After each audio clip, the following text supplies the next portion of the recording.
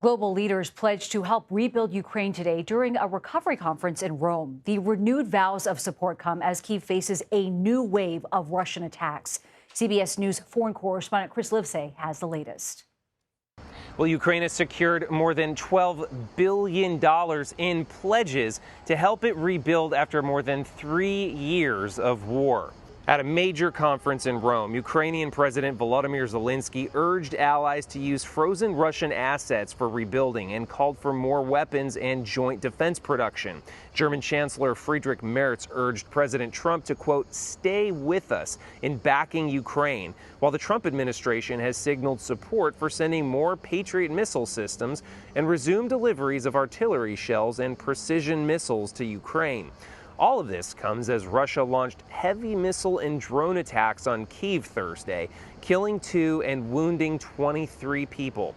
Explosions rocked nearly every part of the capital, forcing residents into bomb shelters and straining Ukraine's defenses as it faces renewed pressure on the front lines. Meanwhile, U.S. Secretary of State Marco Rubio held what he described as frank talks with Russian Foreign Minister Sergei Lavrov in Malaysia, pressing Moscow for a clear roadmap to end the war and warning new sanctions could be on the table. Nevertheless, the Kremlin has brushed off Trump's recent criticisms, saying it will continue to press for improved relations directly with Washington. Back to you. Chris Livesay, thank you.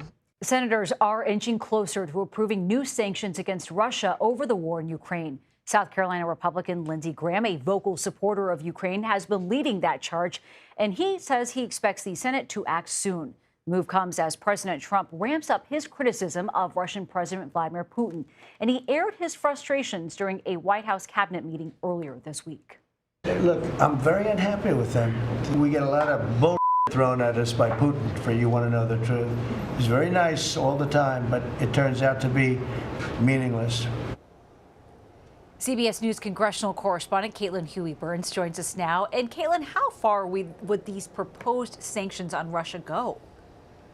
Hey, Nancy. Well, basically what the Senate wants to do, this is a proposal by Senators Graham and Blumenthal, bipartisan proposal. And what they want to do is essentially put sanctions on Russia, especially its energy industry. So in order to squeeze Russia, they are actually levying sanctions not only against Russia's oil and gas industry, but also want to issue a tariff, 500% tariff on other countries who take Russian oil. So trying to squeeze China and India on this as well. And the thought process is that they want to put this forward as soon as they can, but they're really waiting for the green light from the White House on this. This has been a proposal that has been written down, ready to go. There are few things up here on Capitol Hill that garner bipartisan support. This legislation is one of them. It has 80 co-sponsors on it, so that is a vast majority of the U.S. Senate on board here.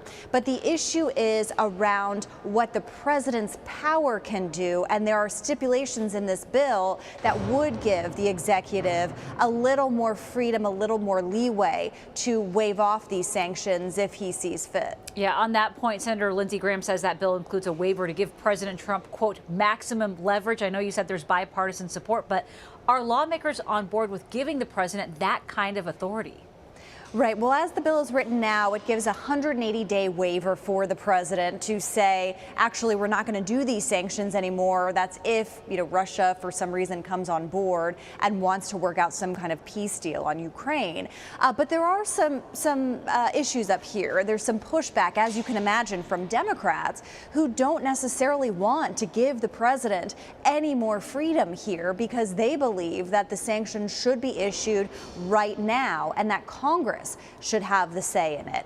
Lindsey Graham, however, has been talking frequently to the president. He told us yesterday he has been in constant communication with the White House and the president himself, trying to convince him to come on board. And what we saw over the past few days, the president's tone on Russia really changed. He had those harsh words for Vladimir Putin. That's something that Republicans and Democrats up here have been saying for a while now, but they're by and large glad that the president is on board. It's basically just waiting for him to say, okay, let's go ahead with these sanctions. And Caitlin, I know you mentioned those 180 days. What's the timeline for this bill to get to the Senate floor and to the House? Is the House on board as well here? Well, we're approaching mid-July here, Nancy, and as you know, Congress goes on recess for pretty much the whole month of August through Labor Day, so they are coming up against that deadline.